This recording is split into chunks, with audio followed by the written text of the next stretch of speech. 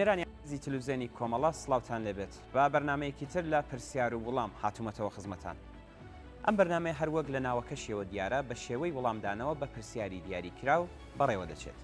پرسیارەکان دەتوانن پرسیاری بینەرانمان بن و یان ئامادەکارانی بەرنمەکە خۆیان بە ئامانجی تیش خستنە سەر بەرنامە و ڕێبازی سیاسی کۆمەڵە و حیزبی کۆمونیستی ئێران بێننەتە کۆرە. بەڵگەنامەکان، پەسەندکراوەکانی کۆنگرە و ناوەندە ڕسمیەکانی بڕیاردەران، ئەزمون و مێژووی خەباتی 50 ساڵەی ڕەوتی ئێمە، ئەدەبیاتی مارکسیستی لە پەیوەند لەگەڵ گۆڕانکاری و پێویستیەکانی سەردەم سەرچاوەی وەڵامی پرسیارەکانمان دەبن. ئەم بەرنمەیە هەروەها هەوڵ دەدات زانیاری پێویست گرنگترین بابەتەکانی ڕۆژ پێشکەش بە بینەران بکات. دیارە هاوکاری بینەران بە تایبەت لە هێنانە گۆڕەی ناوجەماوەر سەبارەت بە هەڵوێستی کۆمونیستی لەسەر ئەم یا ئەو دیاردەی کۆمەڵایەتی دەتوانێت گەلێک بە کەڵک بێت. لا بەرنامەی ئەم هەفتەیەماندا بارودۆخی ئێران هەموو منتەخە کە ڕووی لە ئاڵوگۆڕی جدیە و دوور نییە کە بە هەر هۆیەکەوە بێت دەسەڵاتی کۆماری ئیسلامی بەسەر کوردستان و بگرە بەسەر هەموو ئێراندا لاواز بێت و ئەو ڕژیمە بەرەو ڕووخام بچێت. لەوەها حاڵەتێکدا بەرنامەی کۆمەڵە بۆ دوا ڕۆژی کوردستان چ دەبێت؟ کوردستان چۆن و بچە یاسایەک بەڕێوە دەچێت؟ چه جۆر دەسەڵاتێکی تێدا دادەمەزرێت؟ دوادارین کە تا کۆتایی بتوانن لەگەڵمان بن.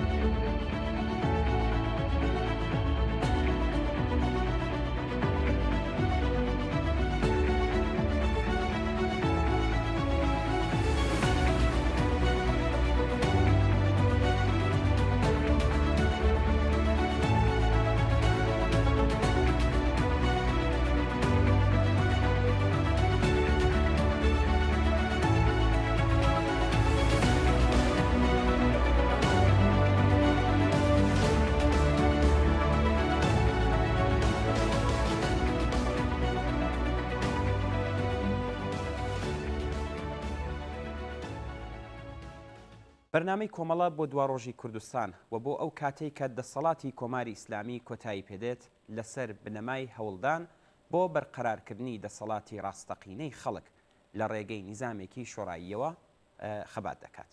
خەبات لە پێناوی دامەزراندنی حکوومەتێکی شوڕایی بەردەوام یەکێک لە بنەما سەرەکیەکانی ئیستراتیژی کۆمەڵە لە بزوتنەوەی کوردستاندایە. بە هەر ڕادەیەک کە ئاسۆی ڕووخانی کۆماری ئیسلامی و تێکەوە پێچرانی دام و دەستگای هێز و دەسەڵاتی ئەو لە کوردستان نزیکتر دەبێتەوە، ئێمە دەبێ ئاسۆی سەرکەوتن و مانە ڕاستەقینەکەی بۆ خەڵکی ستەملێکراوی کوردستان نیشان بدەین. ئەگەر هەر لە ئێستاوە سیمایەکی ڕوون لە مانای سەرکەوتن، چۆنیەتی هاتنەدی ویست و داخوازیەکانی بۆ خەڵکی کوردستان بەدەستەوە نەدەین، چه زەمانەتێکەیە کە چارەنووسی خەڵکی کوردستان ئەوە نەبێ کە پاشڕووخانی ڕژیمی پاشایەتی بەسەر خەڵکی ئێران داهات. چ کەسێک تەزمینی دەکات کە خەڵکی کوردستان پاش چواردەیە خەبات و ڕەنج و ئازار و قوربانیدان بەویست و داواکاریە ڕەواکانی خۆی بکات؟ لە بیرمان نەچێ ئێمە ئەزمموی شۆڕشی ڕێبەندانی 57 ئێرانمان هەیە کە بەهۆی نەبوونی ئاسۆیەکی ڕوون لە سەرکەوتنی شۆڕش ڕەوتی مەسەبی بە پاڵپشتی پێگەیەک کە لەژێر دەسەڵاتی ڕژیمی پاشایەتیدا هەیبوو و توانی بیری کۆنەپەرستانی خۆی لە بەشێکی بەرین لە کۆمەلگادا پەرە پێبدا و بە پاڵپشتی هێزە ئیمپریالیستیەکان شۆڕشی ئێران کە خەڵکی کرێکار و زەحمەتکێش بڕبڕەی پشتی بوون تێک بشکێنێ. ئێمە بۆ ئەم مەبەستە ئەڵتەرناتیوی دەسەڵاتی شوڕایی دەخەینە بەردەم کۆمەلگا و هەوڵ ئەدەین ڕزایەتی خەڵکی کوردستانی بۆ دابین بکەین. ئەگەر جەماوەری خەڵکی کوردستان نان هەوێت تووشی ئەم چارەنووسە ببن، دەبێ هەر لە ئێستاوە لە بیری داڕشتنی بناغەی دەسەڵاتی خۆیان بن. کرێکاران و زەحمەتکێشان و خەڵکی ستەملێکراوی کوردستان دەبێت لە بیری گەڵاڵە ڕێژی دەوڵەتێکدا بن کە هەر کرێکارێکی سادە، هەر ژنێکی کارکەر و هەر زەحمەتکێشێکی نەخوێندەواریش بتوانێت ئاڵلقەکانی دەسەڵاتی ئەو بەدەستەوە بگرێ و ڕاستەوخۆ لە ژیانی سیاسی و بەڕێوەبردننی کۆمەلگادا ڕۆڵی هەبێت. بەپێی بەرنامەی کۆمەڵە ئەرکی دەسەڵات لە کوردستانی ئازادکراودا مافی بێ ئەملا و ئەولای خەڵکی کوردستانە و کۆمەڵە حازر نییە لەگەڵ هیچ حیزب و تاقمێک لەسەر دابەشکردنی دەسەڵات لە داهاتوودا سات و سەودا بکات. بە تێکشکاندنی دام و دەستگای حاکمیەت و ئامرازی سەرکوتی کۆماری ئیسلامی لە کوردستان، کرێکاران و زەحمەتکێشان و خەڵکی هەژار و بێبەش کە زۆربەی کۆمەلگا پێکدێنن دەتوانن دەسەڵات بەدەستەوە بگرن. دەوڵەتی شوورایی بواری بەشداری و دەخاڵەتی بەرین بۆ جەماوەری خەڵک لە کاروباری دەسەڵاتدا دەرەخسێنێ. لا حکوومەتی شووراییدا سەرجەم کەسانی ناو کۆمەلگا بە ئەندامی دەوڵەت دەژمێردرێن و لە ڕێخستنی دەوڵەتدا شوێنیان هەیە. خەڵک لە شوورا محەلیەکان و شوورا ناوچەیەکان و شوورا سەراسەریەکان ڕێک دەخرێن و دەسەڵاتی واقعیان بەدەستەوەیە و هەر کاتێک کە ئیرادە بکەن دەتوانن نێونەرانی خۆیان لەسەر کار لابرن و بەم شێوەیە سەرجەم ڕواڵەتکاری و ئاستەنگە بورۆکراتیکەکان لە ڕەوتی هەڵبژارنەکاندا لەناو دەچن. حکوومەتی شوورایی لەم ڕووەوە کە مافی ئازادانەی لەسەر کارلابردنی هەڵبژێردراوەکان لە هەر سەردەمێکدا بە خەڵک دەدات و هەتا کاتێک کە ئەم میکانیزمە لە ئارادا بێ گەندەڵی نامێنێ و بەم جۆرە گەندەڵی ئیداری کە نەخۆشیەکی هەمیشەیی حکوومەتە بورژواییەکانە بەهۆی ئەوەی کە هیچ دەواازەیەک بۆ بەشداری ڕاستەوخۆی خەڵک لە ئیدارەی کۆمەلگا ئاواڵە ناکات بۆ هەمیشە لەناو دەچێت. لە حکوومەتی شووراییدا سەرجەم کاربەدەستانی ئیداری و سیاسی و قەزایی لەلایەن خەڵکەوە هەڵدەبژێردرێن و هەر کاتێک زۆربەی دەنگدەران ئیرادە بکەن لە هەر کات و سادێکدا دەتوانن بیانگۆڕن. بەرزترین بەرپرسانی حکوومەتی شوورایی وەک خزمەتکاری خەڵک هەڵسوکەوت دەکەن و موچەیەکی یەکسان بەڕادەی حەقدەستی کرێکارێکی پسپۆر وەردەگرن. بەم جۆرە خەڵکانێکی کە لە نظامی شووراییدا ڕێک دەخرێن خۆیان هەم یاسادانەر و هەم بەڕێوەبەری یاسان. نێونەرانی شووراکان لە شوورای گەڕەکی شارەکان و ئاواییەکان لە شوورای سەراسەریدا کۆ دەبنەوە و بانترین ئاستی دەسەڵات شکلی پێدەدەن. هێزی چەکداری محەلی لەژێر فەرماندەی کۆنگرەی سەرتاسەری شووراکان کاروباری پەیوەندیدار بە دیفاع لە دەستکەوتەکانی خەڵکی کوردستان لە ئاست دەستدرێژی دەوڵەتی مەرکەزی و یان هەر هێزێکی تری لە ئەستۆ دەبێت. ئەم هێزە مافی هیچ جۆرە دەستێوەردانێکی لە کاروباری نێوخۆیی کوردستاندا نابێت. کۆمەڵە هەوڵ دەدات کە بەرنامەی سیاسی و کۆمەڵایەتی خۆی بۆ دەسەڵاتی جەماوەری لە کوردستان لە کاتی خۆیدا بە تەسویبی شوورایی نێونەرانی سەرتاسەری خەڵکی کوردستان بگەێنێ هەتا بە خێرایی ئیژرای بکەن. ناوەڕۆکی ئەو بەرنامەیە بۆ هەموو بوارەکانی ژیان هەر لە ئێستاوە ڕاگەاندراوە.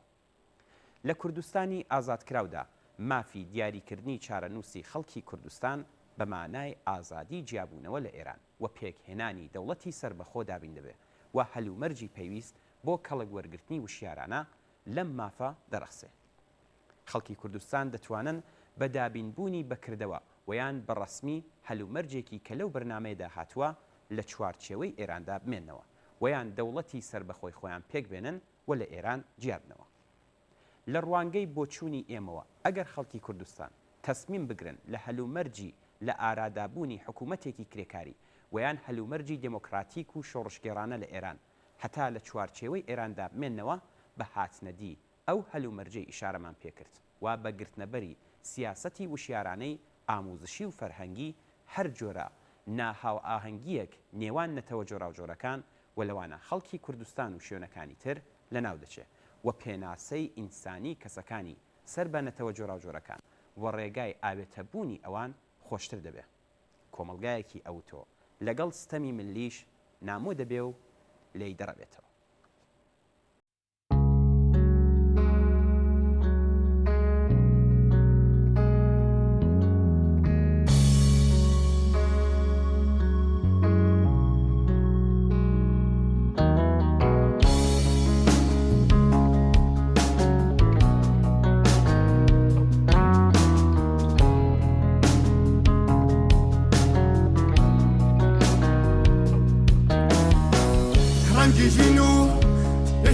داد هەروەری ناچێ لە یادم ئەو دەمەی من بوو لە تێنان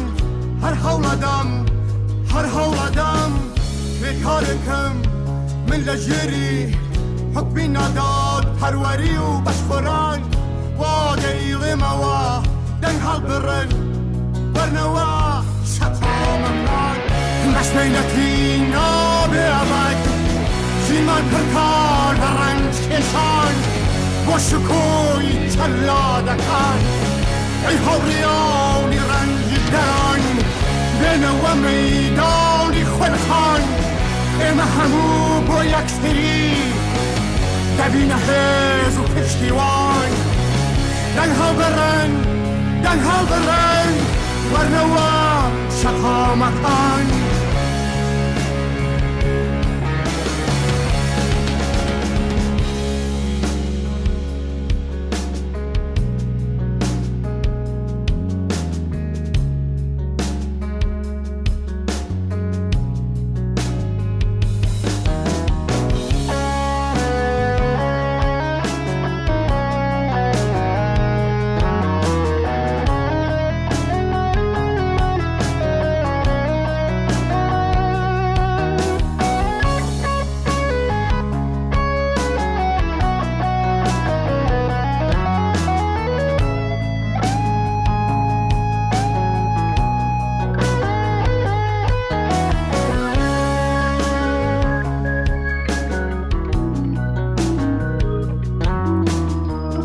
ڕەنگیژین و بەشی ناداد هەروەری ناچێ لە یادم ئەو دەمەی من بوو لە تێنان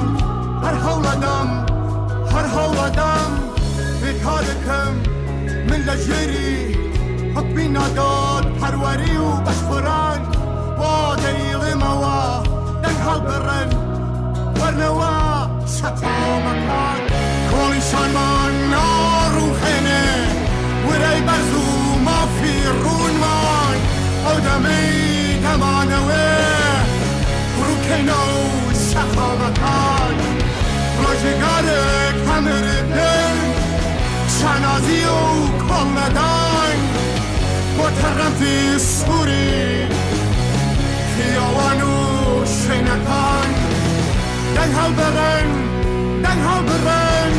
وەرنەوە شەقامەکان